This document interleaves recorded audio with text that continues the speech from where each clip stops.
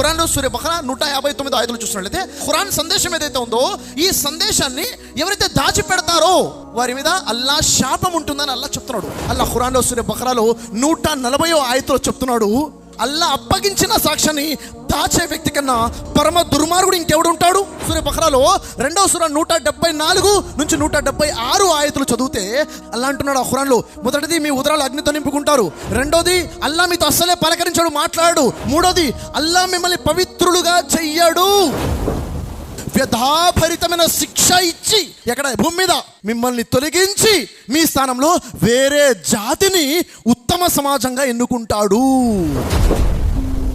ఈ శిక్ష నుంచి రక్షించుకోవాలంటే ఏం చేయాలంటే అల్లాహ్ ఖురాన్లో చెప్తున్నాడు. సూర బఖరాలో 160 ఆయతులు, ఇల్లల్లజీన తాబు, మీరు తౌబా చేసుకోండి, వస్లహు, మిమ్మల్ని మీరు సంస్కరించుకోండి, వబయ్యను, దాచిపెడుతున్న ధర్మాన్ని ప్రచారం చేయడం మొదలు పెట్టండి, అల్లా నిశ్చయముగా మిమ్మల్ని క్షమిస్తాడు, అల్లా క్షమించడాన్ని ఇష్టపడేవాడు.